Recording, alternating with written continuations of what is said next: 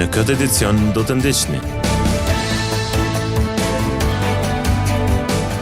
2 persona arrestohen në ndyshimet se kanë abuzuar seksualisht me një 10 vjeçare.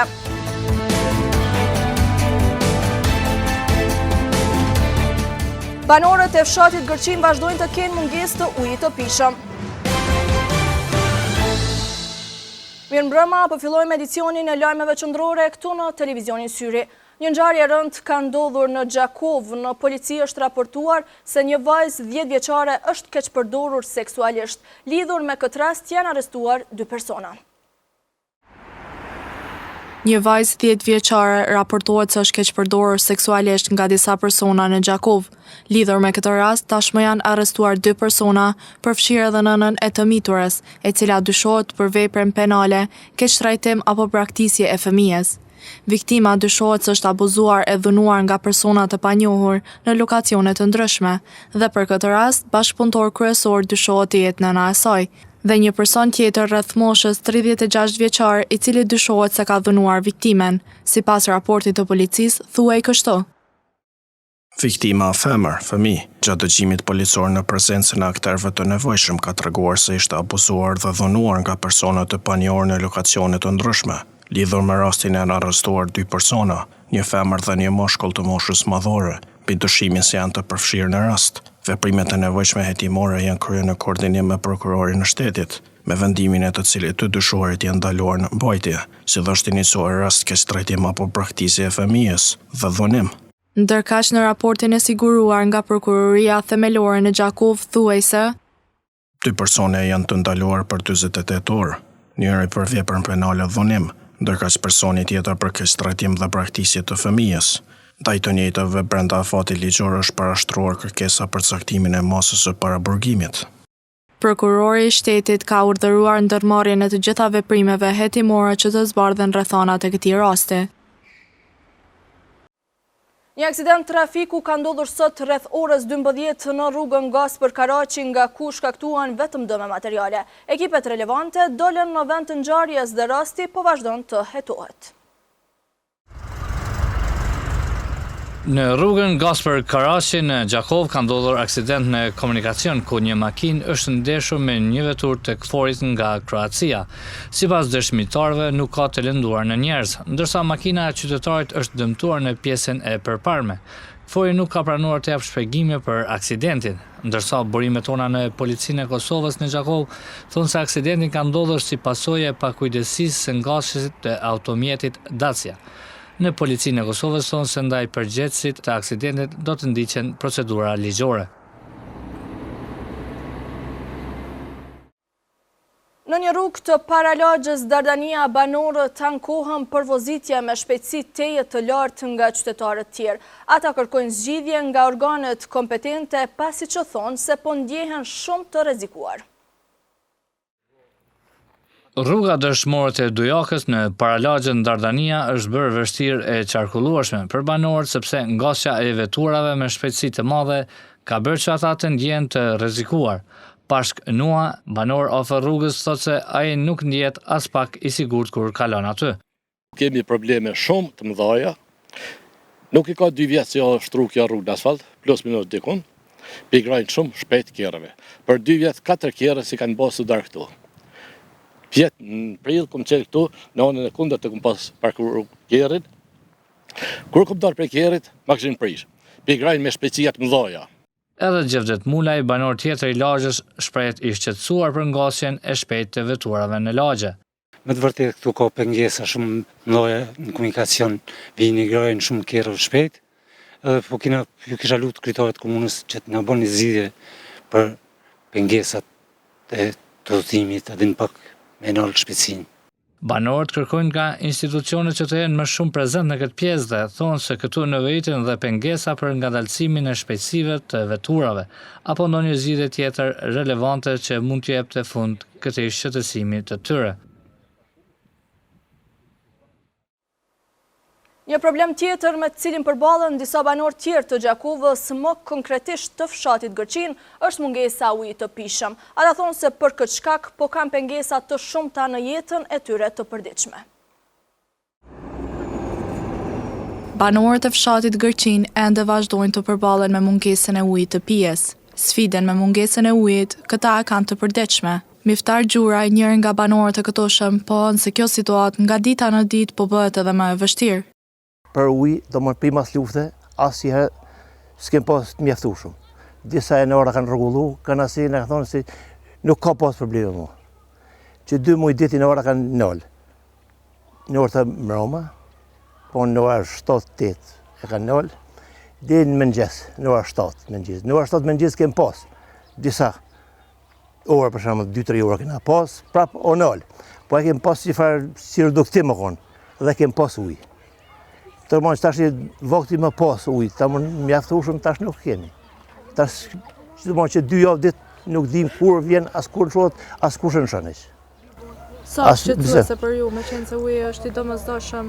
Po qysh nuk është shqetësuese, se uji është mas shumëti për njerin që i vynë mas shumë t'i vynë.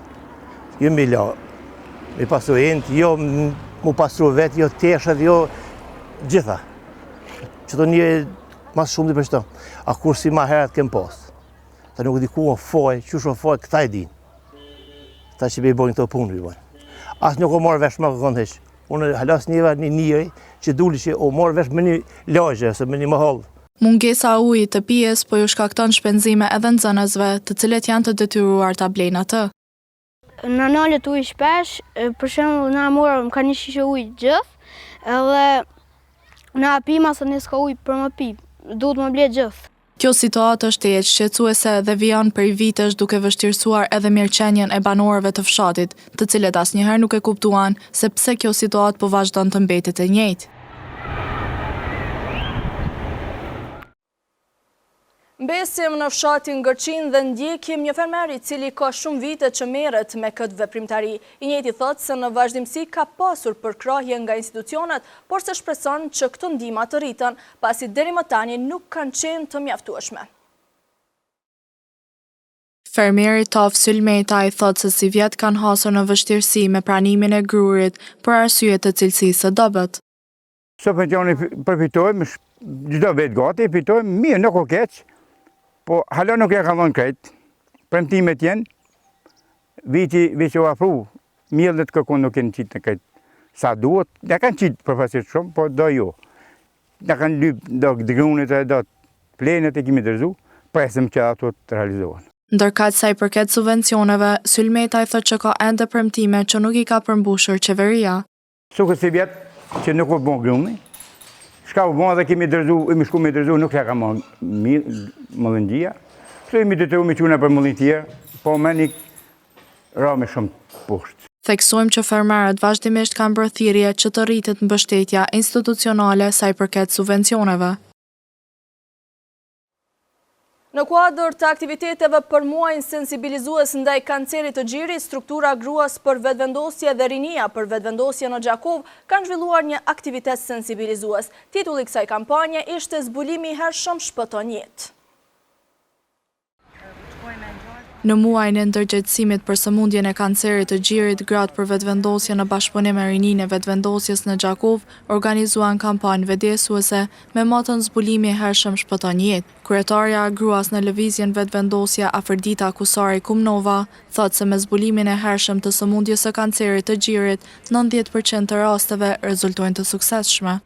Sot kemi dalë me një mesazh vetëdijsues për të gjitha gratë, motrat dhe nënat tona, të cilat janë të prekura me kancerin e gjirit.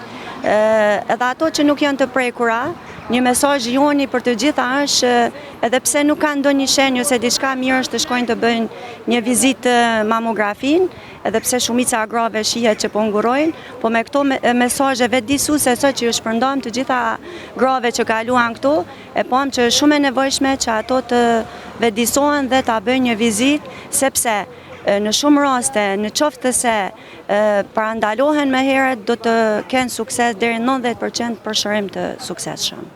Ndërkaq, kryetarja e rinisë për vetëvendosje Natyra Berberi tregon që qëllimi i kësaj kampanje është ngritja e vetdijes qytetare.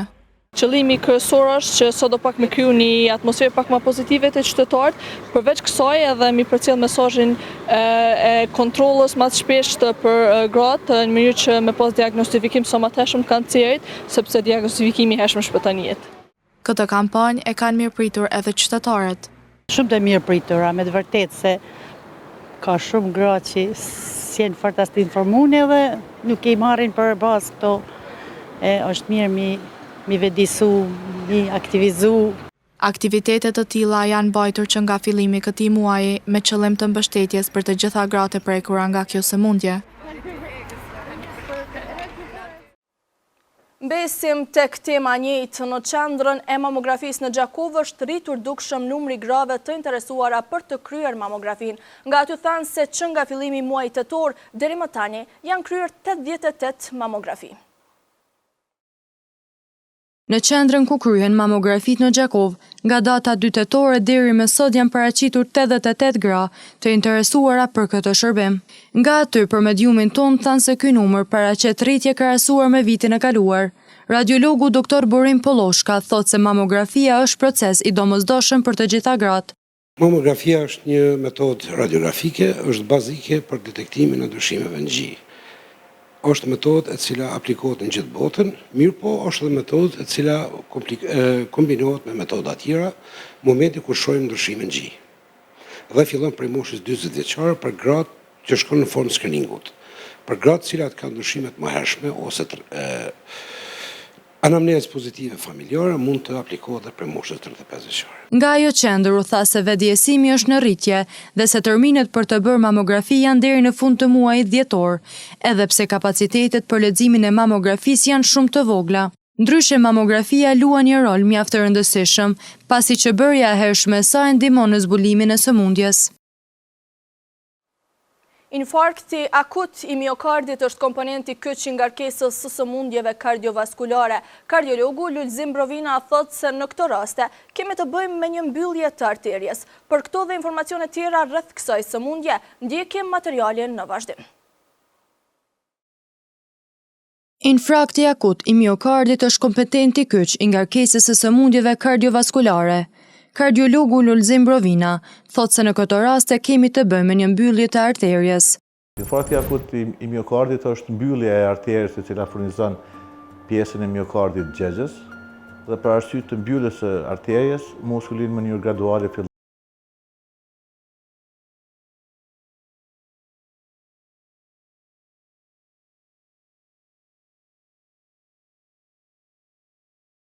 sa më shpejt. Doktor Brovina gjithashtu thotë se në situatat kur kemi infarkt akut të miokardit, duhet të bëjmë hapjen e enës së gjakut dhe vendosjes së stendës me kohë. Sot në mjekësi, kjo kryhet me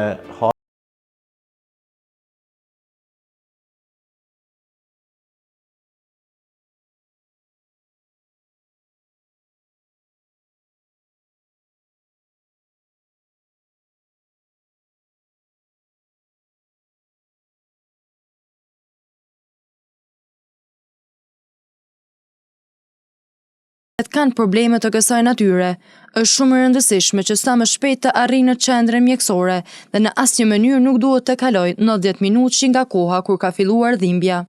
llogaritë dikun që nëse prej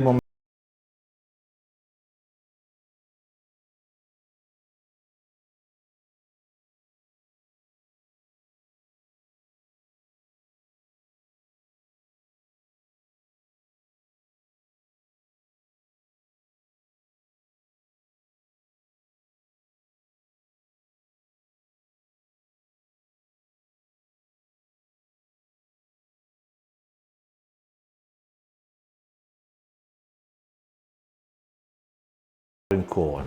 Dhimbja e gjoksit në raste të kësaj natyre mund të zgjasë deri në 30 minuta apo edhe më shumë, pohon doktor Brovina. Kemi raste kur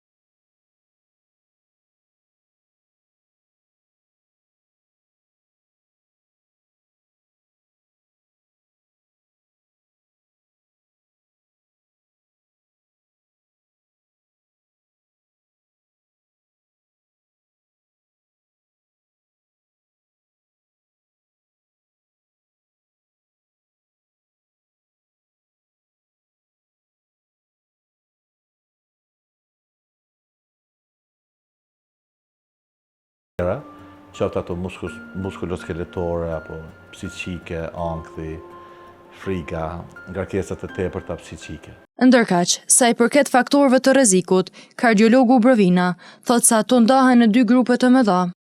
Faktorët e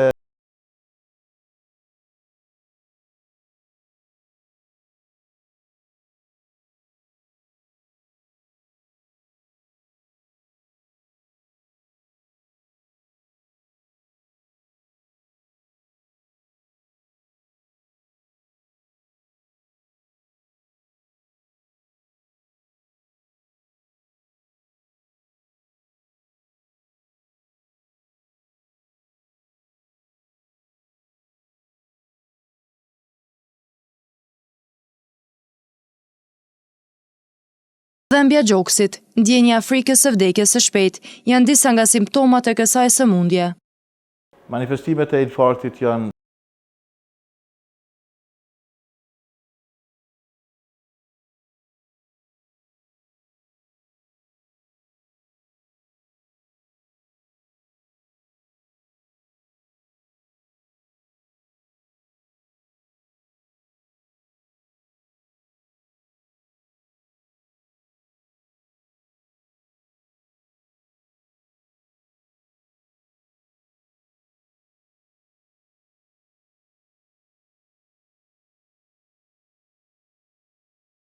Të fushës e kardiologjisë, gjithashtu pohojnë se meshkujt janë më të prekur se femrat, para moshës 60 vjeçare. Pas kësaj moshe, rreziku është i njëjtë. Kjo ndodh për shkak të mungesës së estrogjenit. Në fshatra të Gjakovës tashmë ka filluar mbledhja e gështenjave. Megjithatë, ata që mirën me këtë veprimtari thonë se këtë vit rendimenti është i ulët si dhe frutat janë dukshëm më të vogla e më të dobta. Ndërkaq, kilogrami i tyre në treg shitet me rreth 2 euro. Në Molliq të Gjakovës tashmë ka filluar mbledhja e gështenjave. Halil Ademi, i cili ka 12 hektar me gështenja, thotë se këtë vit rendimenti është i ulët dhe frutat e kësaj pemë këtë vit janë më të dobta. Tash e ka nisë më pjekë që një javë ditë, si vjetë ka më pak, dergja, vjetë ka pas më shumë, tash dhe një 2-3 javë ngatin, se vjetë si vakti gati në konë përfundim, po si vjetë konë më vullë, thatë. Ademi thotë se përveç kushteve klimatike jo të përshtatshme, është edhe një insekt i vogël që po e kërcënon pemën gjigande të gështenjas. Shumica janë ty thaj, ka rafar dergja, shkavish, dhe jenë ranë tukë, vish mas shumë të pejstati si vjetë e kanë. Para shi. Çka mendoni që duhet me ndërmarrë që me Vallaj, me konë në qësh, për stepike me bom, se për parë si stepikshin, me konë në stepike në esanë se kajtë jenë ty tha. Se për parë se në tha, tash krejtin ty tha, shumica. Në treg 1 kilogram gështenja po shitet 2 euro. Blerësit po arsyetojnë këtë çmim, pasi që thonë se mbledhja e tyre është tejet e mundimshme. Tamam është. Tamam po ta e shesin më shtajt se ta i blen 2 e shesin 3 ose 4. A mendoni që ka shumë punëve, nuk shpërblet atë sa duhet? O vallahi ja kur gjë. Se për veti jam konë në gryk desjarën, se kom le, që të që shpijet një kartë, si kom le 10 kg kështoja. Çmimi i gështenjave është 2 euro. Ka mundësi më zbrit dikur më vonë, për momentin është 2 euro. Është çmim normal ideal, këtë vend në njësoj. Për momentin është në Raç, kanë katunë tonë në Raç, kjo pjesa kënaj ka morina ndaj. Për momentin është çmimi pak më i shtrejt se kanë më pak. Por dikur më vonë ka mundësi që binë çmimi. Shahekin ty mbledh dhe ty send s'di, më ka ra një herë rosti, po shumë zorish. Shumë. E tash të në sendet kanë hypë. Ministria e Bujqësisë do t'i subvencionojë disa kultura bujqësore përmes programit për zhvillim rural 2023. Ndër kategoritë përfituese do t'jenë edhe ara, lajthia dhe gështenja me 1 milion euro. Në vazhdim të ndjekim parashikimin e motit për ditët në vijim. Sot në vendin ton ka mbajtur mot kryesisht me diell, i cili është përcjellur edhe me vranësira, me temperatura që kanë lëvizur nga 9 deri në 27 gradë Celsius. Gjatë ditës së nesërme, parashihet të mbizotrojë moti kthjellët e me diell, me temperatura që do të variojnë nga 8 deri në 27 gradë Celsius. 16 gradë do të jetë temperatura më e lartë e ditës së diel, ditë kjo që do të karakterizohet nga moti me diell e vranësira kalimtare. Moti ndryshueshëm do ta shoqërojë të martën e javës së ardhshme me temperatura që do të variojnë nga 8 deri në 15 gradë Celsius. Dita mërkur pritet të shoqërohet nga mot i ndryshueshëm, me temperaturë e cila do të arrijë deri në 18 gradë. Moti i ndryshueshëm do ta karakterizojë edhe ditën e enjte, ku temperatura më e lartë e kësaj dite do të arrijë deri në 22 gradë. 9 deri në 19 gradë do të jenë temperatura gjatë ditës së enjte, ditë kjo që do të përcillet nga moti i ndryshueshëm.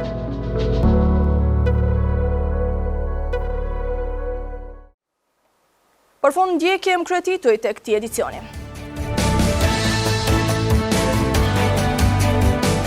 Dy persona arrestohen në ndyshimet se kanë abuzuar seksualisht me një 10 vjeçare.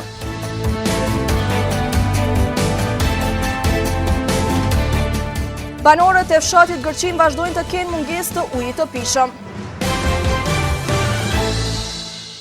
Këtu merr fund ky edicion qendror i lajmeve, ju mund të vazhdoni të na ndiqni në televizionin Syri dhe rrjetet tona sociale. Mirupafshim.